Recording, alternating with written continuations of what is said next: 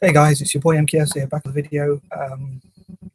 Obviously part 3 of my video about reasons to not join the military or support the military. Again, please check out part 1 and 2 if you haven't already done so, and please feel free to disagree, and these are just my opinions. Again, I love to hear other people's for and against, or against and for, whichever order you want to put it in. And to me also, people to choose where the tax money goes. So if you're a pacifist, conscientious objector or whatever, like myself, and that kind of thing, I think you shouldn't have to pay for wars or weapons trade on the military industrial complex, or in other words, military for sure, or MIL if you really want for sure, or the royal family or things like that. I think you should be able to pay for things you want to pay for. You should be able to choose whether your tax money goes to healthcare, education, overseas aid. And for me, I'd love people of colour, POC, to give more money to overseas aid, where our ancestry is from. Anyway, I'm going to crack on with this list and hope people out there enjoy it. If you saw my last video, in fact even the one before that, the last 2 videos, the first one, what there was, like, just, you could probably hear just as I was finishing the video, you could probably see me looking really nervous and looking around. It was really it was quite a storm. It was quite a storm. I could see outside. I thought, wow. And that one was looking one side and it was really nice outside the window there because the clouds were open there. I looked on this side and it looked really cloudy and miserable, and I thought, I bet there's going to be a storm. But anyway, I think they say clouds travel, so it's probably traveling from that side. And then that side went really dark and black at about 10 o'clock. I know it's quite late anyway, but it's kind of just the way it was. It looked really miserable and stormy, and then there was thunder. I didn't see any lightning yet, and I hope I don't, because I'm a bit chicken. But yeah, so it seemed to pass quite quickly, to be fair. But I did read that I did see on the news, I don't really watch much news, but I did see that there was thunderstorms in Manchester and other places in the UK. Anyway, sorry, I'm going to stop laughing and get on with the video, because I know my last one was really, gosh, I can laugh, can I? My last one was quite long, and if you saw me in a party or something like that, you'd probably think, wow, this guy on YouTube is really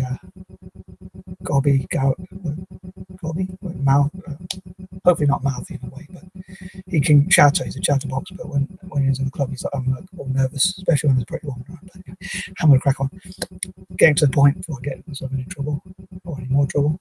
Here goes the list. Sorry. 21. I think if you look at historical oppression, I talked about the UK and US militaries and reasons not to support them, in my opinion, especially and worldwide, in my opinion as well, and especially when nations invade other nations. And that's like the Swiss and the military neutral, which I wish all Eurasian, transcontinental, generally Mid-Eastern and Mediterranean nations as well would be, and then from the Swiss, not invade other nations, but protect their own nation.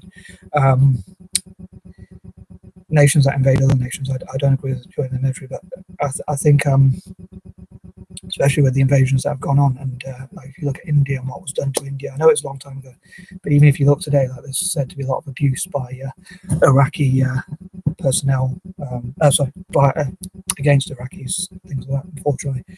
So things like that, and yeah, so that, I mean, some people might also add to reasons not to join, or talk about your own stories, or people who were in the military talk about reasons why they left. And I've seen a few videos of where they said there was a lot of racism. I think there has been a lot of cases where there's been sexual assault, things like that. Again, I don't really want to accuse the military of doing that generally, or covering that or whatever. I think hopefully it's only a small section, but it is sad to think what happens to average innocent Iraqis just for being from Iraq. I think that's a bit unfair, and also the other countries. But anyway, that's again my opinion. Number 22. Again, I think there are alternative things that could be done. Again, looking back at history as well, you can look at speeches like by people like I don't remember his name, but I don't know if it was Roosevelt, someone like, who said about the military industrial complex and how that's gone so big. And people say in America especially, there's a prison industrial complex where they get prisoners to do work and they profit from it. They get so it's almost like enforced labor, and so many other things. And I think because of the way, say, especially Black or African American, if you like, people are treated in America, and not so much in this country, in the UK, but still, I'm sure it's not completely fair. To be fair, I don't want to play the race card, as I say, but maybe people of colour, instead of joining the military, and people of colour have been in the military for so long and still haven't improved rights. The way people of colour have got rights, I don't think it's through militarism or through joining the military. In that way, it's been more through political campaigns and working with the government. And I think also, like, when you go to war, you're more likely to be injured or killed, and also the wars are more conducted against people like the Arabs, like Iraqis or people from Arab countries. And I think relations could be improved by with black and Arabic people through, if black people say, look, we won't attack you or join the military, or we're not the ones attacking your countries, so please treat us better. We're not the ones attacking your countries, nations, whatever you call it. So please treat us better in a place like Saudi. Hopefully, human rights would improve in those Arab nations where black people are treated bad because they can say, we're not attacking you. It's the other people, it's white Anglo-Saxon Protestants are the ones that are attacking you, so you should treat us better. So hopefully that can improve relations between black and Arabic people as well, especially those who support Iraq and Iraq's development. And I think also there can be other things like de-radicalization. But again, next week I want to talk about perhaps alternatives to the military. So I hope to have like a follow-on to this, because I don't want this video to be too long. Again, I'm going through quite a lot of things with each point. So the last video was about 15 minutes long. So anywho, number 23, again, I think people could do philanthropy, work with NGOs, work with charities, work with children in these countries instead of bombing them, like support them instead of. It's a controversial point, but I think if I see someone who robs a lot of houses, or even if he's a nice person, perhaps people might say nice people don't do that, but let's say he's a nice person but he's a bit misguided, and someone else gets him to rob houses, and people say you should fundraise for him because he might got injured or whatever, but I look at the person whose houses were robbed, I'd rather support those people. In my opinion, that's nations like Iraq. So please feel free, as I say, to disagree. It's a controversial opinion, but that's my opinion. 24, again, I'd rather support what I call the four, especially Asian nations, Arab nations, and all that kind of thing, also African. And also people like from Ireland. As an anti-imperialist, I don't believe in joining the military, and again, I'd rather support those groups and give my money to those groups. That's like pacifist groups, peace groups, diversity groups, disabled groups, people from slums, orphanages, my fellow dyslexics, my fellow Anglo-Indians in India who might be struggling, and those sorts of groups instead. So that's my opinion, as I say. Number 25, I was going to do this in point 21, but I decided to leave it because of my patterns. In terms of the British military in particular, I know the American military gets involved in a lot of wars, and Britain historically got involved in just as many, if not more. It's one of the most warlike countries, up there with Russia and many other countries like that. But being a supporter of republics and republicanism and things like that, so a bit tea, my moustache. Being a supporter of republicanism and things like that, with the British being like a monarchy, again, I wouldn't feel right supporting the monarchy, or that people are forced to pay taxes to a particular family.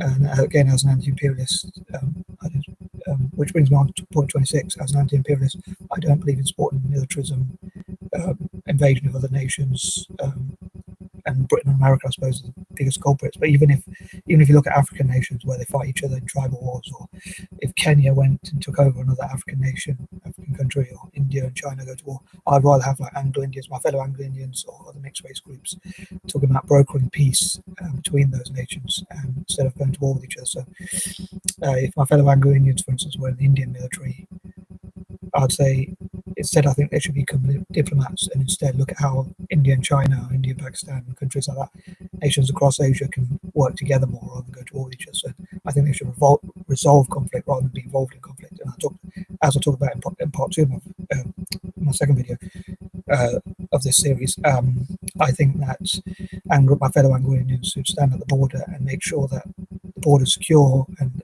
if they're brave, they can check people to make sure people don't come in with bad intentions, with evil intentions, with guns, like the terrorists in Mumbai or things like that. But I don't think they should go and invade Pakistan. I think they should look at how India and Pakistan can work more closely together, which I think will benefit, especially India and Pakistan, but the rest of the world generally, and look at how to promote Pan-Asianism, Pan-Africanism, and so forth, and how Asia and Africa can work together, and look at how to resolve these conflicts and human rights violations and things like that, and make peace, not war, in my opinion.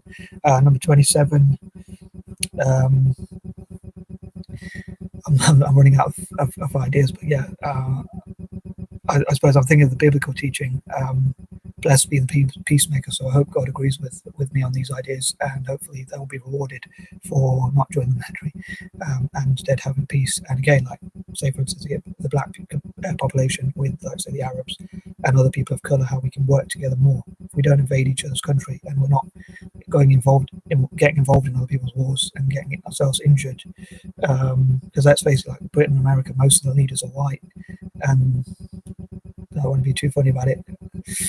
Their wars are very rarely started by black or Asian people, but black or Asian people join the military and are involved in that, and Hispanic and Latino as well. So I personally, again, wouldn't encourage them to join it, in my opinion. I think also you'd be in a stronger position to challenge prejudice, because you work together instead.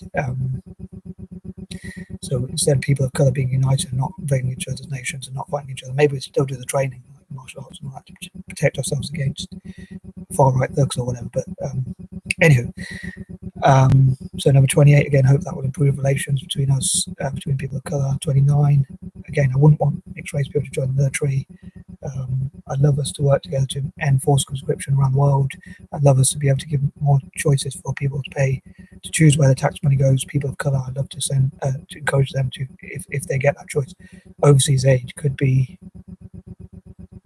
people of color sending money back to their own nations generally, and that could be used for education, healthcare, and other such things. That could be like a form of reparations, I suppose, as well, maybe.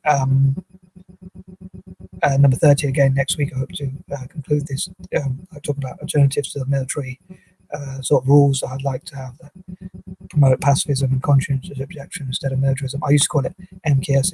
military ideals, but I suppose it's non-military ideals. Or it would probably be better to call it pacifist ideals or conscientious objection ideals. So M.K.S. is conscientious objection or pacifist ideals. Anyway, I think I've waffled enough. So as ever, please don't hold back your feedback. I hope I do get some likes from pacifists and conscientious objectors.